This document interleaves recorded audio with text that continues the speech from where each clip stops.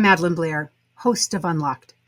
On today's show, we'll be talking with Dr. Barbara Fillip about an unusual question. What does knowledge have to do with resilience? After my conversation with her, I'll be talking about ideas from the 16th century that still have an enormous impact on you. So stay tuned.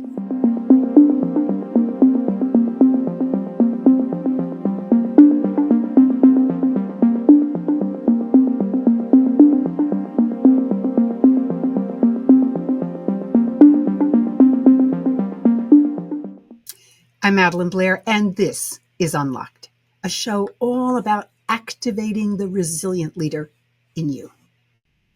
When the unexpected occurs and you decide you will move on, there remains the choice of how to do so. That choice comes from our experience and knowledge of the world. This week, I'll be speaking with my guest, Dr. Barbara Fillip, who calls herself a knowledge explorer. And together, we will explore how and why knowledge can make you and your work or business more resilient. In Grounds for Thought, I'll be talking about how many of our ideas about knowledge management came from the work of the 16th century and before. My guest today, Dr. Barbara Fillip, a member of the faculty at George Mason University in the Schar School of Policy and Government, and a consultant. She has over 20 years of experience in international development and aerospace, combining project management, research, training, and facilitation, applied in related fields such as monitoring and evaluation, knowledge management, and organizational learning. Her more unique specialty is applied insight mapping, a variation of concept mapping, which combined with group facilitation enables groups and teams to identify and document key insights and lessons based on their experience.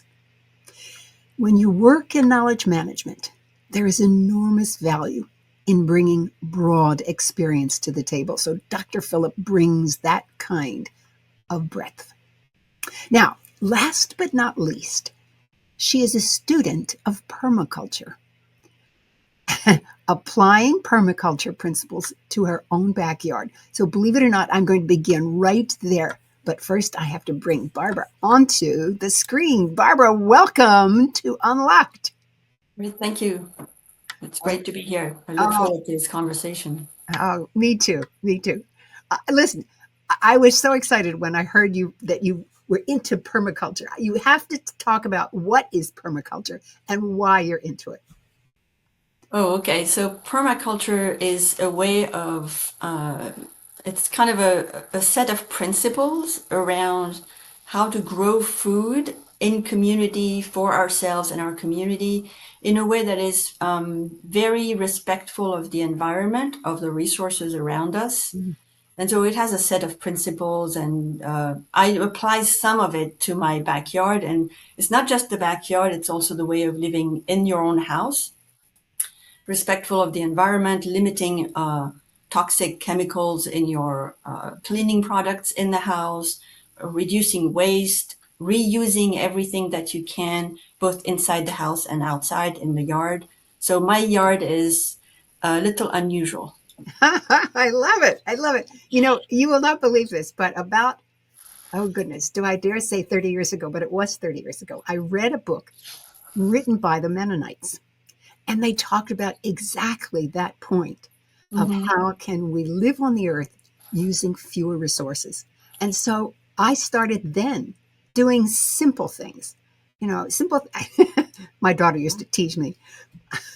I would literally take envelopes where the back of the envelope was perfectly clean, and I would make them, those were our notes, so that our grocery lists were on them and things like that. She laughed and laughed at me, but I don't care.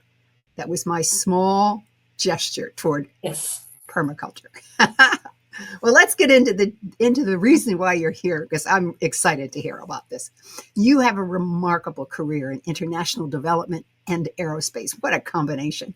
Where are you in your career now, and how did you get there? That's a great question. And as I'm getting older, I think I get that question more often. um, so I stepped away from a full-time job last May. And since then, I've been consulting, I've been continuing the teaching. I was in a position full-time where I was senior advisor for knowledge management. So I was kind of exactly where I wanted to be. But I decided to take a step away from that and come back to consulting, which I had done before, but also building a sort of a transition to sort of the next stage of my career, but also life. Like, what do I want to do for the next 30 years? Not just what do I do until I retire. And so currently I call myself a knowledge explorer because as a consultant, I don't want to call myself just a consultant. I figured I might as well be a little bit more creative. About what am I doing? Like knowledge explorer, it goes beyond the work. It's more like as a life principle, sort of. I am a knowledge explorer. And that's kind of what I want to call myself because I can. I love that idea. Nobody has ever used that expression with me, but in terms of introducing themselves, I like it. I can think of somebody in a cave. What they call them, spelunkers or something. There's a certain Mhm. name where they explore underground, which of course to me would be a little bit terrifying. I love the earth, but I love it on top of the mountains, that sort of thing. Okay, so let's get more in detail. Uh, in your career, knowledge has always played a major role. I think those who are lucky find themselves at decision points along the way. Some are decisions that are planned for, some are decisions made when the unexpected occurs. I think both changes require a certain level of resilience. But let's talk about the link you see between knowledge and resilience. So maybe we can explore that through a couple of the career shifts that I made over time.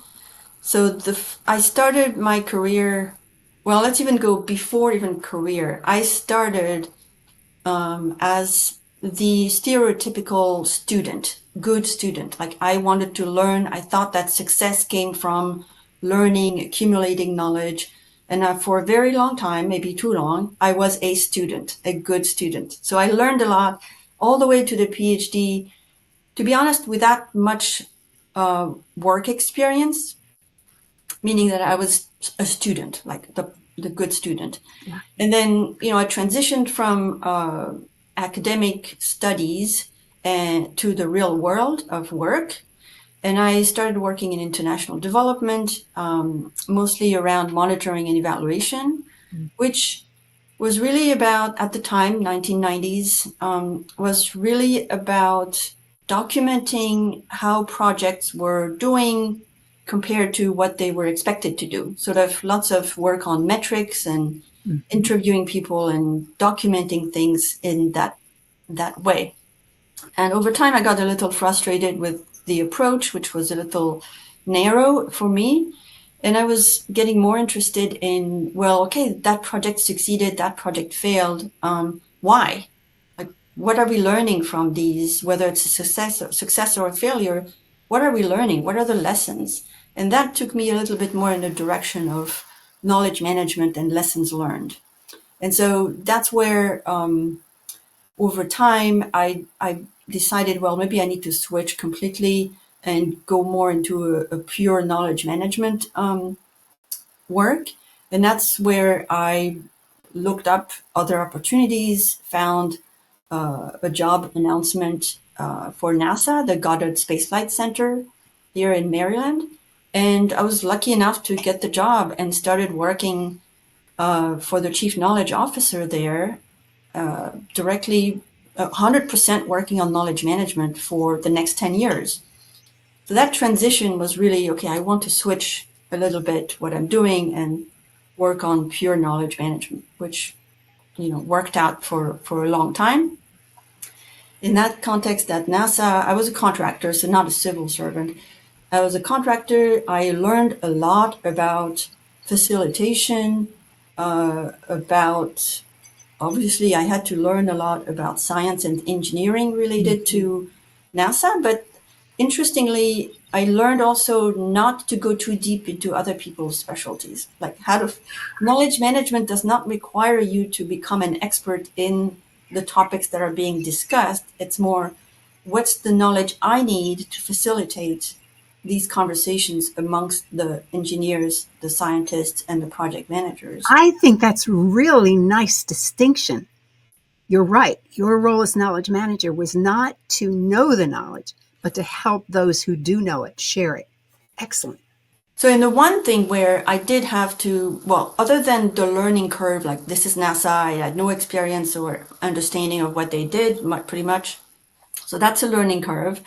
The other learning curve that I intentionally pursued was actually getting a project management professional certification, because I needed a little bit more of the structure to understand how NASA projects are implemented, even though they don't necessarily follow PMP like by the letter. It was very useful for me to just get that as part of my own background to help them with what we were doing. And most of the lessons learned we were trying to document were related to the project management aspects and not the engineering, because the engineers were doing their own best practices and the Yeah. like.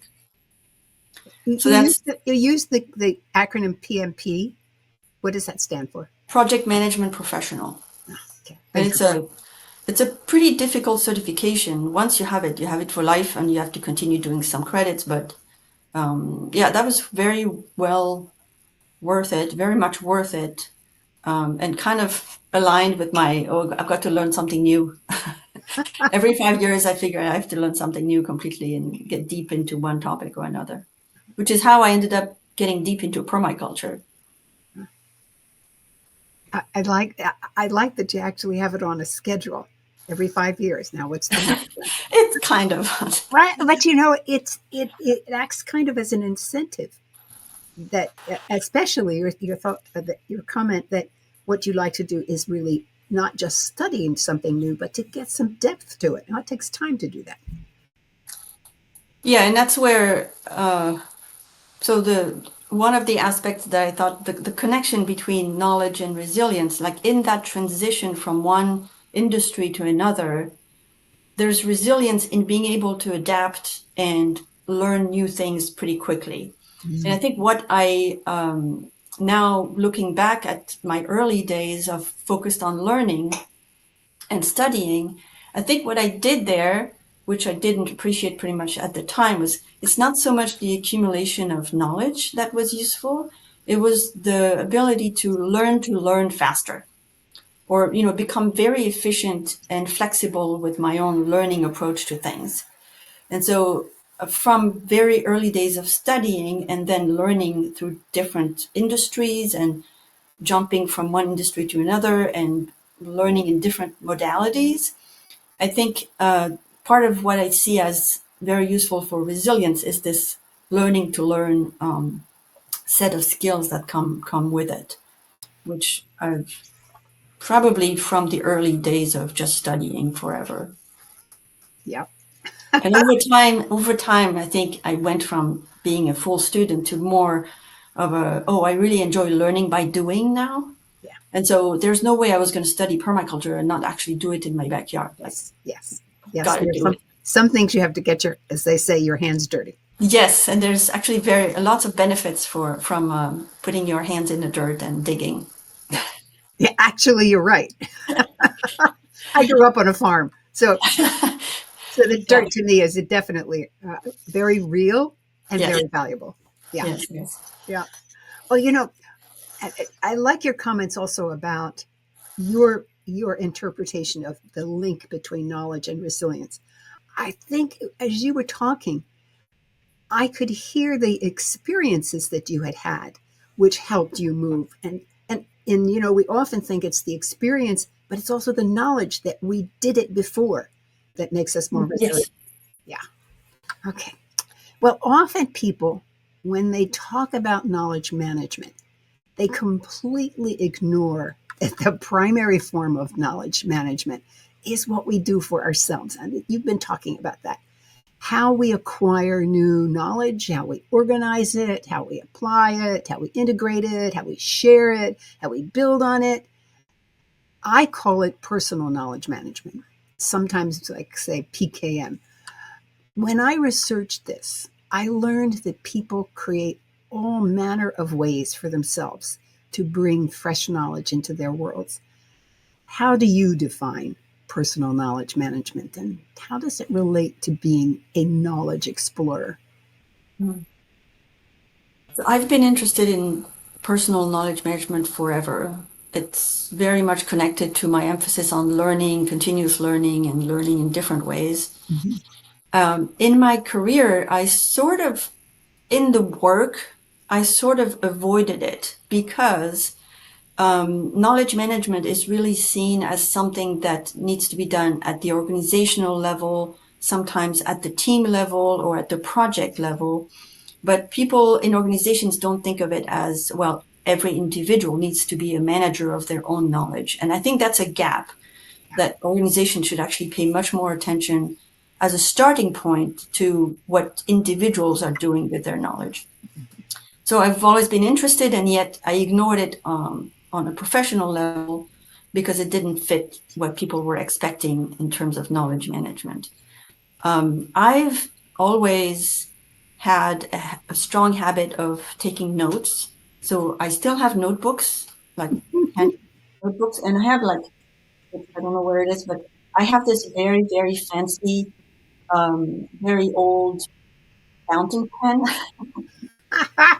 that comes from my grandfather that I really love. So I love writing, script and all of that. At the same time, it's not super efficient. It's great when you're walking outside and you need your notebook to write something up, but it's not very efficient when you start accumulating piles of notebooks like that.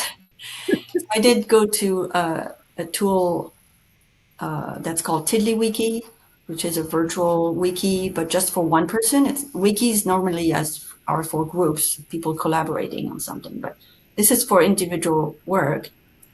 And it's essentially a set of little notes that can be linked, hyperlinked, tagged, all kinds of functionalities. So I started using that maybe 15 years ago.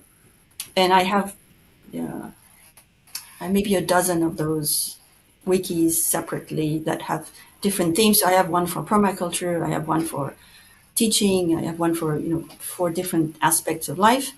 And then last year, when I decided I was going to quit and go back to consulting, I created a brand new TiddlyWiki environment on my laptop just for this transition, where I identified learning themes and then I organized everything with tags that I thought about carefully ahead of time. So it's a taxonomy, and I used that as a way to explore not just my approach to note taking, but something connected, which I'm exploring now, which is knowledge graphs. And the connection here is between knowledge graphs, concept mapping, which we haven't talked about yet, and notes. I'm trying to bring them all together to make my notes a little bit more useful in terms of grabbing some insights from all of them. I want to ask you to pause a minute and go back to some of the language that you use just to make sure our audience is aware of it. I think most of us know what a tag is because that's what you go in to search on. Uh, Gosh, I didn't write it down. Well, I know one thing that for sure. Can you spell TiddlyWiki so that people can find it? It's just one word, TiddlyWiki, WIKI. .com? Yeah, probably. Okay, well, I'm sure we can find it with that. Great, thank you. You know, as you were talking about that, I realized I use something called Evernote. Yes. And I used it almost from the time it was introduced. And I can't even remember when that was. I have like 6,000 entries in it. And I like it because you can put tags on what we talked about. It used to be that you could easily do a search on any word in any of the documents. I no longer can seem to make it do that anymore. They've also kind of encumbered it with calendars and to-do lists and all that sort of thing.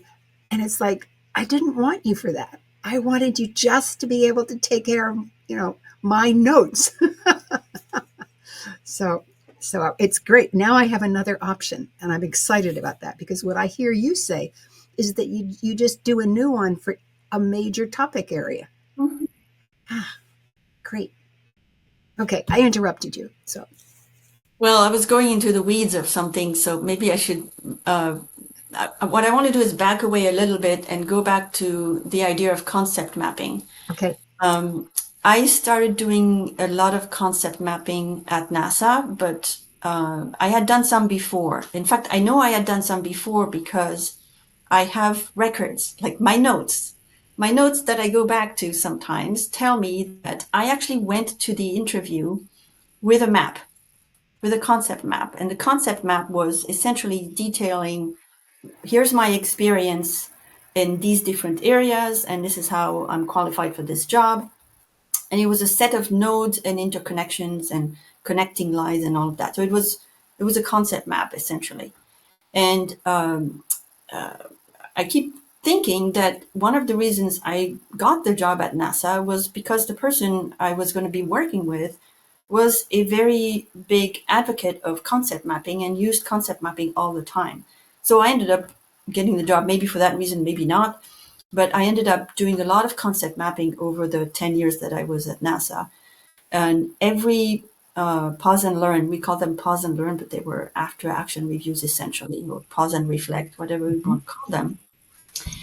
Every one of those sessions that I facilitated, and I was picking up on the practice of the chief knowledge officer there. Every session that we facilitated, we created a concept map out of it. So we mapped the conversation. So sometimes we call them conversation maps, sometimes knowledge maps. But that was, I really gathered deep expertise in mapping, concept mapping through that experience. And it allowed me to really deepen my understanding of how knowledge representation can take many different forms. So a story is a form of knowledge representation, which is very different. A story has a beginning, middle, and end. It kind of has a flow and it's kind of structured in a specific way. Whereas concept mapping, you can read it from top to bottom, bottom to top. You can pick it up anywhere and start connecting the dots. So it's a different way of representing knowledge. What I'm interested in right now is concept mapping has sort of constraints. Like visually, you cannot put a lot on a concept map or it becomes overwhelming and too complex. When we're dealing with so much data nowadays, and there's artificial intelligence that can help us deal with a lot of data, there are now tools that allow us to take huge amounts of data and based on specific rules, create knowledge graphs. And the knowledge graphs is essentially a concept map times 1000, like on steroid, much, much, much more complex. And the visual representation of a knowledge graph is just one piece of it. It's a much bigger database of relationships. I need to see something in my mind, because graph to me says that this is visual. Yes. Does Well, part does of it it is look like a visual. spider web? Does it look like a flower exploding? Give me an idea of what it looks like. So a knowledge graph is, it could be millions of connections. So you won't visualize the entire graph in one screen, right? But a small portion of the graph, if it's the visual representation that you're looking at, it's a set of nodes and connections between the nodes. Okay. So, and the connections can mean many different things. So there's nodes and there's the lines that connect the nodes, and they have connecting words or connecting phrases or concept relating them. So in a concept map, it's relatively simple. You can read the map and it explains something about it's part of a smaller set of knowledge representation. Barbara, I really like this concept of the what you call the concept map.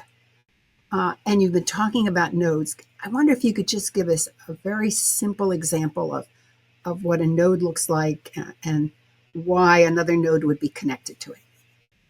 Yeah, let's take the example of a project. Mhm. So a project has a name.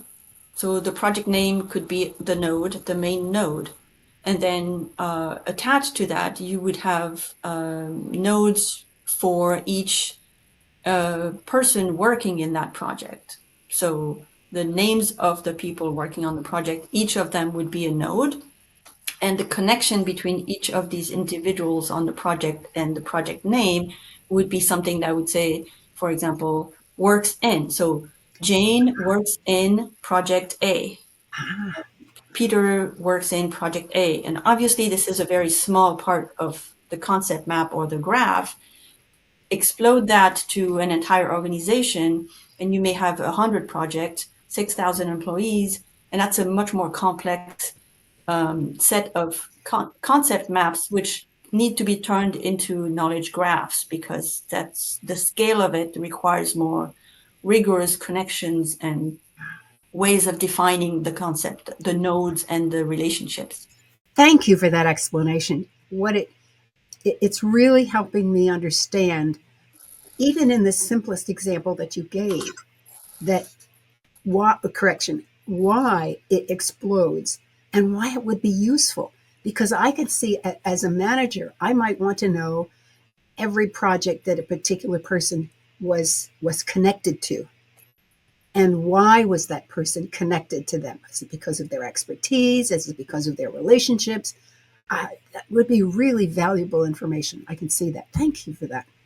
I also I want to go back to your notebooks because I will tell you that I keep notebooks too. Yeah, this one.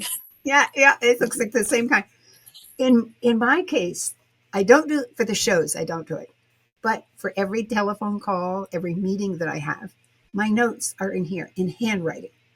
Now, you're right; it's very inefficient, but I have an electronic calendar, and the electronic calendar keeps track of who I met with and when. And this is always chronological because it's bound. I can't pull those pages out. So I just go to the calendar and I find out, well, I was meeting with Barbara, and it was, when was it? Oh, it was in October. I open my book and I go to October 23rd or whatever it was, and there it is. Actually, for me, it's more, so it's not efficient, but yet it's very efficient in other ways, meaning that when I want to slow down and I'm more in a more reflective mood, I do not like to type things up. I like to Yeah, actually write them and slow down the brain, yeah, yeah. and do what I like this word. I like to percolate, and I percolate only on paper. I don't percolate on the so I can relate to that. And that's probably why I do it that way as well, because for me, it's the kinesthetics of writing, the movement of my arm and my hand and my fingers. That actually helps me remember what I've written down. yes. That's okay. Ah, fascinating. Fascinating. I love it when I find somebody else who understands what I'm trying to do. Oh, wow. Okay. So we've talked about personal knowledge management. In earlier centuries, people used what is called, even today, commonplace books when they could no longer memorize what they read. They began writing nuggets in notebooks to serve for future reference, just like we've been talking about. Today, we have tools that make it easier to gather this information. Um, they're also, the information comes from books, it comes from videos, it comes from audiobooks, from Wikipedia. But those tools allow us to tap into everything from a single quotation to the huge reservoirs of knowledge available through the internet. That huge reservoir is overwhelming, even if you have an assistant, which is what is also often our AI, that artificial intelligence is referred to. Okay, so how do you do this? What are the tools you use? You've already talked about, what did you call it? TiddlyWiki. Are there other things that you use? Well, there's the concept maps. There's TiddlyWiki. There's another thing I'll talk about in a minute attached to TiddlyWiki and then my notebooks. So there's a couple of things I want to talk about. Maybe I'll start with the TiddlyWiki thing. On top of TiddlyWiki, there is a plugin for that tool that's called Tiddly Map. And Aha. what Tiddly Map has done for me is allowed me to generate essentially concept maps or even little knowledge graphs based on my own data. And it automatically generates the maps or the graphs based on how I have tagged or linked my notes. So this obviously would not be possible with notebook notes, but because it's all virtual and because I've tagged things consistently, I can then create those nodes and relationships. I can tell the computer, the software, how I want the relationships to be connected, like how I want those nodes to be connected, and play with that. So that's another tool that I've added more recently. So TiddlyMap is a plugin for TiddlyWiki, so it works all together. By the way, working with these tools, I've found that I had to learn to become a little bit more of a software engineer kind of development coder thing because I had to go in the back end of these tools and decide how I wanted to use them and develop my own little code in there, which this is not what I want to do as a profession. I don't want to become a coder, but it helps to like learn a few things to just make the tool do what you want it to do. Yes, So I do. that's I do exactly the same thing. When ChatGPT hit the market finally, I said, Madeline, you have to learn a little bit about it so you understand it. yes. Fortunately, I have an intern who can take me to the next level or do the work. But it was important because how could you ask a new tool to do something if you didn't know what it did? You know, when you get a screwdriver, almost the first thing you do is do your hand like this because you know that's what it's supposed to do. You also said something about uh, the mapping, and it was so important to have the right tags. And I got the impression that you actually anticipated and thought about what tags you wanted to use. I wonder if you talk about that process of deciding, because I often will just take whatever word comes to my mind, but I'm beginning to think as I'm listening to you, that's not very efficient. Yeah, so this is very interesting. Over the years, I used all kinds of tags and then I didn't find them super useful because I wasn't consistent and all of that. So this past year, because I had a very structured approach to my learning, what I wanted to learn this coming year, I had a learning agenda. And because I had a learning agenda, I had four main themes that I wanted to pursue, and they were not all purely professional. So, four basic themes, and under each, I had subtopics. And so I structured my TiddlyWiki and the tags in there to be those four themes and 12 subtopics, I believe. And those were like the core tags that I was going to use, which allowed me to be focused, not go all over the place, and allowed me to take my notes in a way that I could easily parse or filter based on a subtopic and see what I had actually taken notes on for the past 6 months, for example. So now, as we come to the end of the year, I'm able to look at all the notes I took on subtopic 3 and see if there's something there, some deeper analysis that I could do, or if I missed some things and I want to go back. So it's one way to organize my notes around a learning agenda that I identified at the beginning of the year. Now, did I deviate from this learning agenda? Yes. Over time, I deviate. I don't stick to things I don't like. I just go off and do something else. Uh, but this year, I stuck to maybe 80% of what I had said I was going to do. So that's pretty good. And I really stuck to the tagging very well. So now my notes for this past year are really substantive in terms of amount of notes, and they're organized in a way that I can easily go back and look at them, which is very different from things that I took on notebooks for years because I can't really go back. But if we have time, there's a little kind of anecdote related to what we were talking about here. We do have time. So I earlier, I told you a little bit about the reasons for my switch from my job in international development to the job at NASA. And I essentially said, probably, maybe not word for word, that I was frustrating with the monitoring and evaluation, and I wanted to go more towards pure knowledge management, which is true. But looking back at my notes from that year, it turns out there was another big reason I needed to switch and to get away from international development, which was that I had a young family and my spouse at the time was traveling all the time, and I could not possibly have a career in international development without traveling.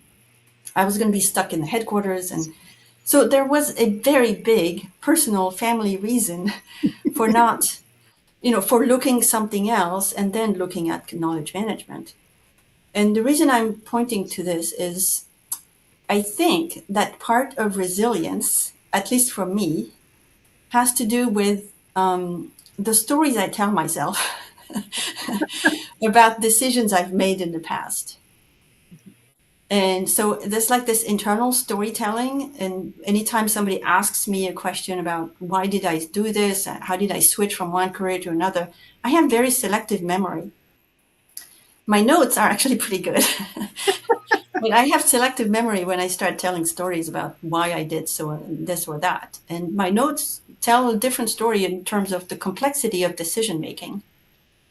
But I think when we're talking about resilience, when I remember why I did some things and I tell myself stories that allow me to appear or feel more resilient and stronger somehow. So the question for you is, you're the expert in storytelling. Is this something you've heard before? Like people tell themselves stories to feel more resilient? Well, the answer is yes and yes.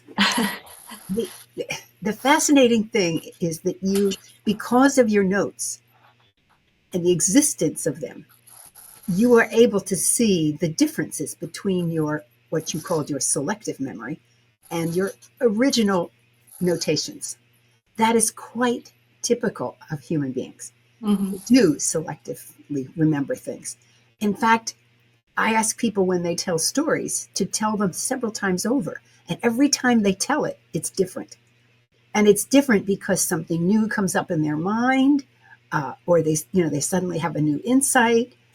And yes, uh, personal history is rather flexible. Well, it wasn't a lie. It was just, No, oh, it was only part of the story. The story is exactly. more complex, and when we tell stories, we can't always provide all the details. We just provide the details that are relevant to the question. Actually, that is a quality of good storytellers. You just Mm-hmm. pick what is needed in order to convey the story and the meaning of the story. Yeah. Oh, Yeah. I don't think I've ever met anybody who has actually the record that demonstrates to them that yes, I did change the thinking on it. And I loved your story that you had to stop traveling in order to take care of a family. Yeah. And who would want to do international development from headquarters? Yeah, it's limiting. Well, I was at the World Bank for 10 years, which is, of course, about international development. But I had never really traveled in the field a great deal. My job was to help the foundation pieces, the infrastructure for the project people. So I never got that loss. But but you're right. I could never have done it with trying to raise a family because most project people were on the road for. They used to say a third of their time, but it was really closer to a half. Yeah. Okay. Well, I'm curious if you were to advise someone. I mean, we've gone very wide, we've gone very deep on some of these topics. But if you were to advise someone from our audience who wants to pursue their career with an eye to preparing themselves for future work, including the unexpected, and I use that because work today is evolving very rapidly and changing. And learning, constant learning, really is essential if you want to prepare yourself. But you really talked about how you have learned. So, what advice do you give to them? Now, and by the way, I should tell you that my audience are mostly between the ages of about 30 to 60, somewhere in there. So they're at various stages in their career. But let's face it, today, everything evolves and continues. So, Yeah, I'm seeing there's so much rapid change, and I've never been scared of change, but too much change all the time, like whether it's technology or it's reorgs in organizations, like constant change, it takes a toll on people. But we need to continuously learn to adapt rather quickly. And so the skill of learning to learn and learning to learn faster, rapid learning, is a skill that needs to be cultivated or nurtured early on and throughout your career. And so that's what I would recommend, like to nurture that learning to learn and learning to learn faster, to always be curious about what's coming, like looking ahead. And the other thing I would, if I was to advise myself, like my 18-year-old self or something like that, like younger self, I would say don't overemphasize work. Like resilience and the ability to adapt is not all about the work. There's like a broader, more holistic approach to learning for life rather than just learning for work. And I guess that's something you probably learn over experience, over time, just not to overthink the work and just look at things much more broadly. So learning to learn across a broader range of topics, not just learning to learn within a professional context. I guess that's what I would recommend. outstanding. Thank you so much. I, I think that's very sage advice. I think life gets rather boring if you just stay in a single column, but maybe that's part of our personalities. Well, but I think I see it in younger people who are so focused on work because it's challenging. The work environment is challenging, and so that's where their energy goes into. And like, well, there's life. Like, There's also don't forget about life. Oh, Barbara Fillip, I just have so enjoyed this conversation. It's been different because we've gone into some real technical stuff, and but I'm sure that the audience has followed us because you gave such great examples. So again, thank you so much for being with me on Unlocked. It's been a pleasure, Madeline. Thank you so much for inviting me. You're welcome. Every now and then, there is something that changes how I think about the world. Grounds for Thought is a place where I talk about these moments so that you can explore the meaning for yourself. Up to the time of the printing press, knowledge was difficult to obtain as it was written by hand, at great expense, and kept by those who could afford to do so. When a book was lost, the knowledge was lost as well. A library of 6 books was considered a sign of great wealth. When people borrowed books, which they did, they memorized what they read. Now, when the printing press was invented, there were real concerns.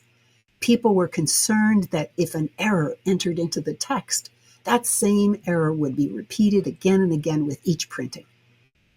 It's a legitimate concern. Another concern was there were too many books to assure that a person could memorize them all and that knowledge would be lost. Let's look at those 2 concerns. Errors. Today, we have a similar situation. When a person reposts someone's speculation, because it is repeated sometimes millions of times, other people come to think it's real. Memorizing? Oh my goodness. It's been replaced with virtual libraries and databases without systems to help find the files, unless you remember some unique phrase that can single out a file. The issues of how to gather knowledge and then be able to find it again was important then and is today as well. Fortunately, we have computers, but even AI that can do the searching for us is an addition.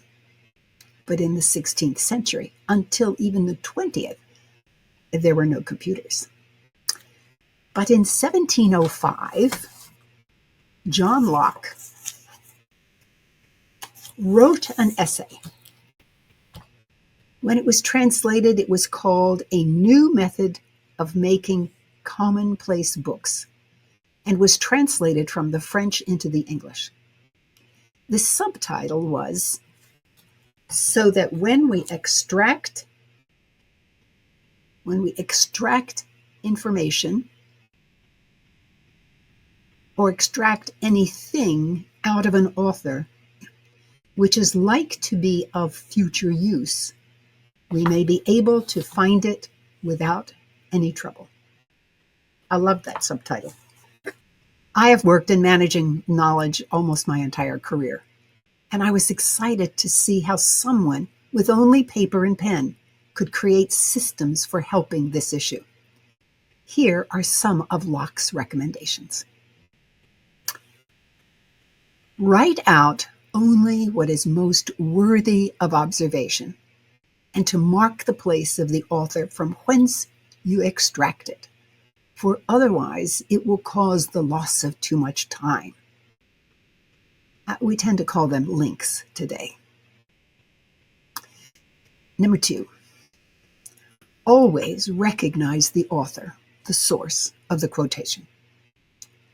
Every student is reminded of this admonition because, let's face it, footnotes give credibility to your work even today. 3rd, use the number of pages as an indicator of the book rather than the author and the title. That one blew me away. The number of pages. 473. Well, it was probably unique. Now, to me, it reminded me that early in my career, I was asked to create a bibliographic system for the library of a research lab. And believe it or not, one of the requests was that it could be searchable by the color of the cover. Number of pages, color of the cover. Okay. The 4th, Locke goes on with recommendations about using both black and red lead. That was what they used, lead, so that things can be highlighted, with black being his preferred color. Now, we are so privileged today. We're able to use just about any color in the rainbow, whether we are writing on paper or electronically. And let's not forget bolding and italics and small caps and much more. Fonts, wow, we really do have a privilege. 5th, he recommends to create an index. Now, frankly, we still find indexes valuable. And we even have tools today that will create an index automatically. Number 6, every head ought to begin with some considerable word that is essential to the matter treated of, unquote. That's 18th century SEO. Locke makes a great deal more recommendations, every one of which we still do today in some manner, whether it's the librarian's Dewey Decimal Systems or with text search or AI or anything in between.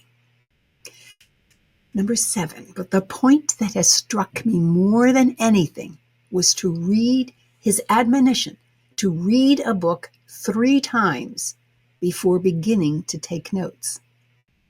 Read a book 3 times, he says, and only on the 3rd reading you record your notes. He says, neither ought anything to be collected whilst you are busied in reading, if by taking the pen in hand, the thread of your reading be broken off, or that will make the reading both tedious and unpleasant. I ponder this every time I pick up a book, knowing that the available time to read is invariably less than I would want or even able to take. My conclusion is to do the best I can. Yet when I am confused, I admit I have read chapters over and over again before I could really understand what the author was saying. Reading Locke's essay was really fun. The style of English was difficult, the ideas seemed different, and yet it made some real sense. It is easy to see why commonplace books were used throughout the 19th century. I myself read several at the Smithsonian Institute when I was doing my research. I was totally impressed with the attention to detail, the small lettering in order to conserve paper, the exquisite drawings, and the attempts to make the information findable. It was then that I remembered that I use moleskin books. You know, the ones that always have the little elastic that tells you where you are and even the thread in it. I use them for every meeting and phone call. All in chronological order. I use my digital calendar to find the date of the meeting by the name of the person, and I go directly to the notes. I can't believe, with all my technical know-how, I'm still using what was done in the 16th century. John Locke's A New Method of Making Commonplace Books. Remember John Locke the next time you scribble notes in the margin of your book. I want to thank you for joining me today. I hope you have enjoyed the conversation and learned something new. If you have a question you'd like me to explore with a guest, or you have someone you would like to recommend to be a guest on Unlocked, just send me an email, madelyn@madelynblair.com. And if you're on YouTube, please click the like button and subscribe. It helps me, and it helps others who are trying to find the kinds of information we have here. Thanks. I'm Madelyn Blair, wishing you infinite possibilities as you unlock the resilient leader in you.